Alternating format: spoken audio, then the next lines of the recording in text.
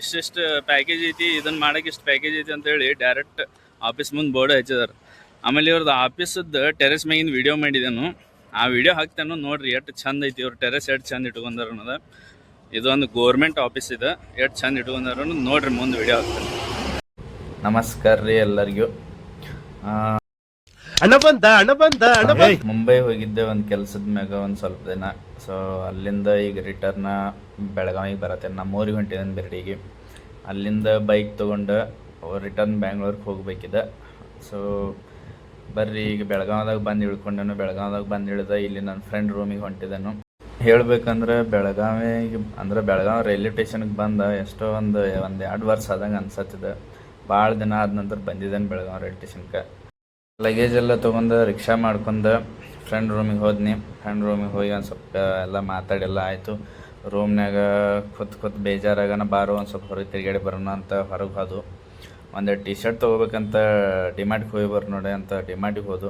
ಡಿಮಾರ್ಟಿಗೆ ಹೋಗೋಡ್ದ ಅವರಿದ್ದವ್ರು ಗಾಂವ್ ಮಾಡಿ 2,500 ರೂಪಾಯಿ ಚಂದ ಹಾಕಿರು. ಸಾಮಾನು ತೊಗೊಂಡಿದ್ದವನ್ನ ಮುಚ್ಕೊಂಡು ಪೇ ಮಾಡಿ ಬಂದು ಅಲ್ಲಿಂದ.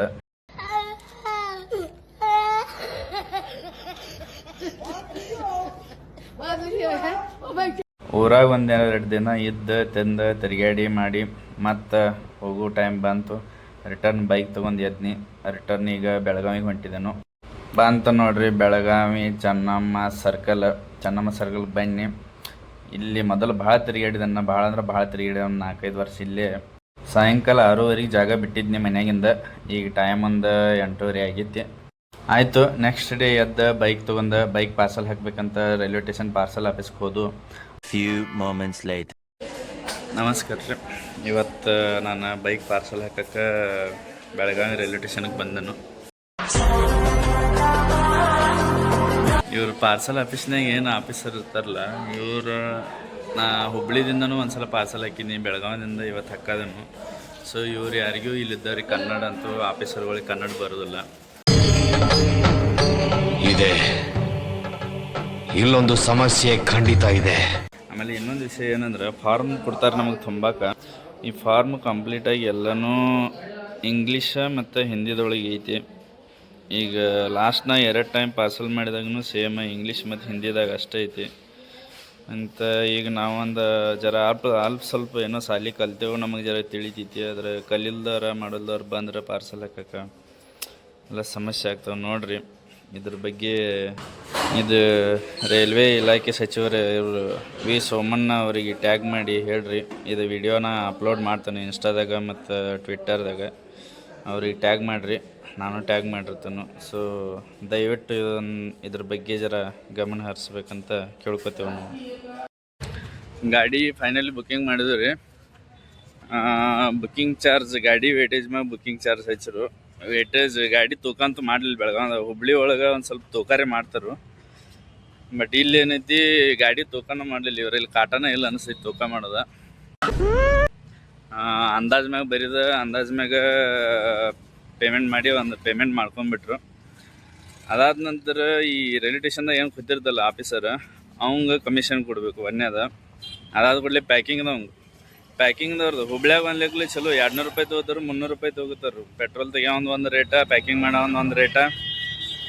ಆಮೇಲೆ ಗಾಡಿ ರೈಲ್ವೆದಾಗ ಹತ್ಸೋದು ಒಂದು ರೇಟ. ಒಂದು 3 ಮಂದಿ ತೊಗೋತಾರೆ. ಇಲ್ಲಿ ಒಬ್ಬ 600 ರೂಪಾಯಿ ತೊಗೊಂಡ. ಇವ್ರದ್ದು ಹೆಂಗಿರ್ತೈತಿ ಅಂದ್ರೆ, ಖಾಲಿ ಒಂದು ಹಿರೇ ಚೀಲ ದಂಧೆ ಇವ್ರದ್ದು. ಇಲ್ಲಿಂದ ಅಲ್ಲಿ ಚೀಲಗಳು ಏನು ಹೋಗಿರ್ತಾವೆ, ಅಲ್ಲಿ ಅನ್ಲೋಡಿಂಗ್ ಮಾಡಿದ್ದು ಅಲ್ಲಿ ಇರ್ತಾವೆ. ಅಲ್ಲಿಂದ ಇಲ್ಲಿ ಬಂದಿರ್ತಾವಲ್ಲ ಗಾಡಿ, ಅವೇ ಹಿರೇ ಚೀಲ ಅನ್ಲೋಡಿಂಗ್ ಆಗಿರ್ತಾವೆ. ಅವ ಚೀಲ ತೊಗೊಂಡು ಮತ್ತೆ ಲೋಡಿಂಗ್ ಗಾಡಿ ಫಿಕ್ಸ್ ಮಾಡಿ ಬಿಡ್ತಾರೆ, ಸ್ವಿಚ್ ಬಿಡ್ತಾರೆ. ಆಮೇಲೆ ಗಾಡಿಯಾಗಿದ್ದು ಜರ ಪೆಟ್ರೋಲ್ ತೆಗಿತಾರೆ. ಆಮೇಲೆ ಗಾಡಿ ಹೋದ್ ಲೋಡಿಂಗ್, ಗಾಡಿ ತೊಗೊಂಡು ಹೋಗಿ ರೈಲ್ವೆದಾಗ ಏನು ಹಾಕ್ತಾರಲ್ಲ ಅದ್ರ ಚಾರ್ಜ್ ತೊಗೊಲಿ 200 ರೂಪಾಯಿ. ಖರೆ ಇವ್ರದ್ದು ಡೈರೆಕ್ಟ್ 600 ರೂಪಾಯಿ. ಆಮೇಲೆ ಇವ್ರು ಡೈರೆಕ್ಟ್ ಬೋರ್ಡ ಹಚ್ಚಿಬಿಟ್ಟಿದಾರೆ ಹೊರಗೆ.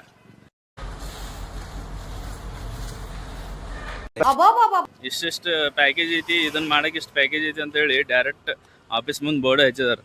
ಆಮೇಲೆ ಇವ್ರದ್ದು ಆಫೀಸದ್ದು ಟೆರೆಸ್ ಮ್ಯಾಗಿನ ವೀಡಿಯೋ ಮಾಡಿದೆನು, ಆ ವಿಡಿಯೋ ಹಾಕ್ತೇನೆ ನೋಡ್ರಿ. ಎಷ್ಟು ಚಂದ ಐತಿ ಇವ್ರು ಟೆರೆಸ್, ಎಷ್ಟು ಚಂದ ಇಟ್ಕೊಂಡಾರ ಅನ್ನೋದು.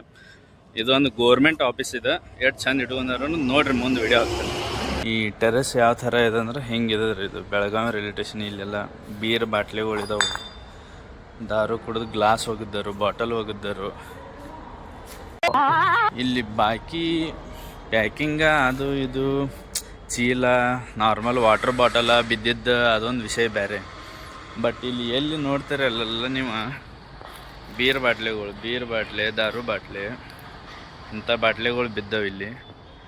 ಅಂದ್ರೆ ಇಲ್ಲಿ ಕೆಳಗೆ ಇದಕ್ಕೆ ಸಂಬಂಧಪಟ್ಟ ಅಧಿಕಾರಿಗಳು ಯಾರೂ ಇದ್ರ ಬಗ್ಗೆ ಯಾಕೆ ಕೇರ್ ತೊಗೊಳೋದಿಲ್ಲ, ಯಾರೂ ಯಾಕೆ ಕ್ಲೀನು ಮಾಡ್ಸತ್ತಿಲ್ಲ.